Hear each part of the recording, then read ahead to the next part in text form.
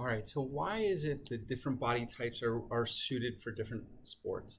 I already gave you the example of Michael Phelps, who basically has a really long torso, very short legs, and very long feet. So why is that ideal for a swimmer? Well, a swimmer, your body weight is causing you to sink in the water. The buoyancy, so you've got a buoyant force, and the thing that is buoyant or floats, so buoyancy is that what's floating in your body, that's going to be your lungs, because they're going to have air, that's going to keep you up by the top. Any body fat that you have is going to keep you up by the top. Any air within your body space. So things in our body, so our stomach, are relatively light, and they're going to have more buoyancy. Our lungs, very light, which is a large component of our body. And so now you've got this really good buoyant force if you have a long torso. Most people who have shorter legs, if you have long, big, muscular legs, those legs sink down and it changes your position in the water and it makes you a poor swimmer. Whereas if you look at other sports, like say gymnastics, and you're going to be Simone Biles and you're going to do triple or quadruple somersaults in the air off of your own force. Now, if I need to rotate really quickly in the air, what I want to do is I want to make myself as small as possible. Because if I make myself smaller, I'm going to rotate faster. If you've ever done this as a kid, you've maybe got on roller skates or something and gone around a pole, or if you've gone to one of those little, one of the play areas, and you can get on the little spinny rides, and you start and you've got your arms out, and you're rotating around slowly, and then as you bring your arms in, you start to rotate a lot faster. Because as we get smaller, we're going to rotate faster. So a gymnast who has to rotate and do all these flips and turns and all of these beautiful movements, the smaller they are, the faster they can rotate, the more rotations they can do, the better their performance is going to be. If we have other sports like cycling, now cycling, in most sports, the biggest measure for performance as far as our body is our power to weight ratio. So how much power can we produce, in this case, in the cyclist from the legs, and that's going to power you forward, versus what you're going to get is you're going to get this resistive draft. Okay, so that you're going to get this resistance force. And so if my weight, which is going to go into this force that's going to, how much I'm slowed, is bigger than my power, I'm not going to go anywhere. So what I can do is I can either increase my power or I can decrease my weight. But if I decrease the weight from my legs, my power goes down too. So what you end up doing is you end up in cyclists having very small upper bodies and very big, huge legs, because the legs are giving you the power. The upper body is really just there and it's giving you more mass. And so an ideal elite cyclist looks like a bit like a dinosaur. They're running around, they've got little tiny upper body and big, huge legs, so that those legs can power them forward. Even within cycling, if you're going to be a sprint cyclist, now you're going to have huge legs because you have to produce tons of power.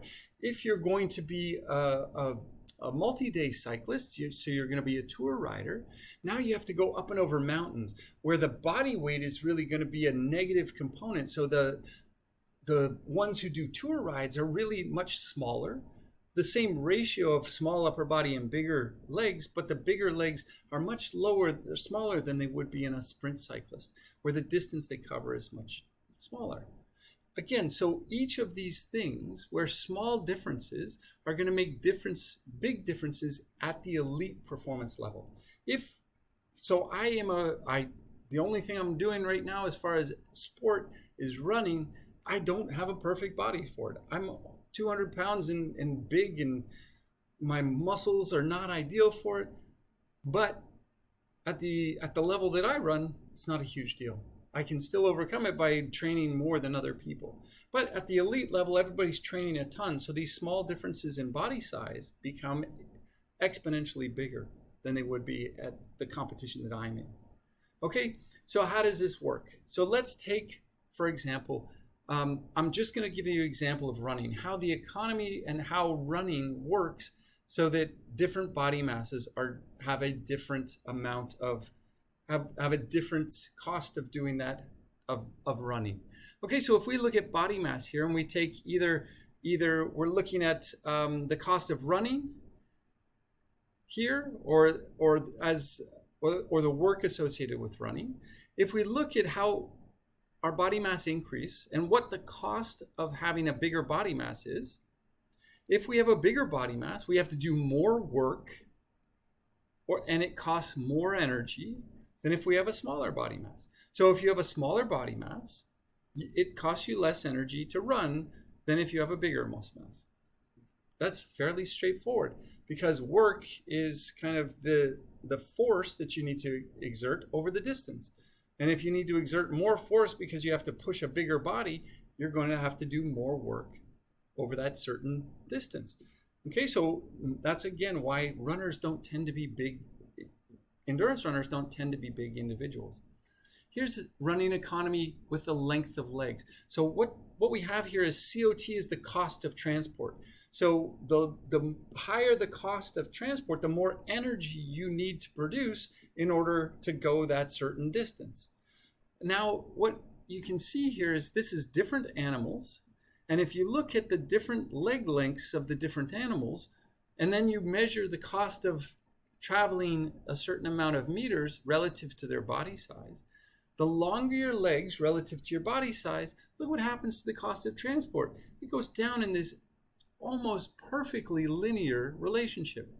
So the relationship is r squared of almost 1. That means it's directly related. If you make your legs a little bit longer, your cost of transport goes down. So if you have long legs, it's gonna be easier for you to run than somebody with shorter legs. Because if you have shorter legs, you need to move them a lot more to cover the same distance as somebody who can go back and forth with a shorter leg. And then there's this extra bit, which is where the mass is. And so this is a really cool experiment. What they did is they took 1.8 kilo weight and they put it at somebody's waist and they made them run. Or so they did it without it, first of all. And then they put it at the waist and then they ran. And they measured how much energy you use without the weight. And then if you put the weight at their waist. And they used, for that 1.8 kilo extra weight, it cost them almost 4% more energy. That doesn't seem like much, but if you're doing 4% energy and you're going on a race that's going to last 20 minutes, that's a huge difference in the amount of energy that you need to produce. Now let's look at what happens when we move that weight away from the center of your body mass. Now, if you move it from your waist to your thigh, now it goes from 4% at your waist to 10% at your thigh. If you move it down your thigh to your knee, it goes up to about 15%. And if you put that weight all the way down at the ankle, now it's gone up to almost a little bit more than 20% more energy. So if you're a runner and a distance runner, if you have big, heavy, clumping shoes, now you're going to be slower because it's going to cost more energy to run the same distance as somebody who has light shoes. Or if you have long legs as a runner, but you also have big feet, now that's not quite as good. Because if you have big feet, the big feet are going to weigh more, and those big feet are going to mean that you're going to go a little bit slower. Remember, one of the things I told you was really important for runners to have small volume of the leg from the knee down. And that's because the further you put weight away from your center of mass, the more energy it costs you to run. So this is really, really important. It's not only that you have long legs, but it's that your legs are shaped where they're bigger at the top and they taper down very quickly so that all the muscle is up high. And really, the less muscle you have in your legs, the better it is for your running performance.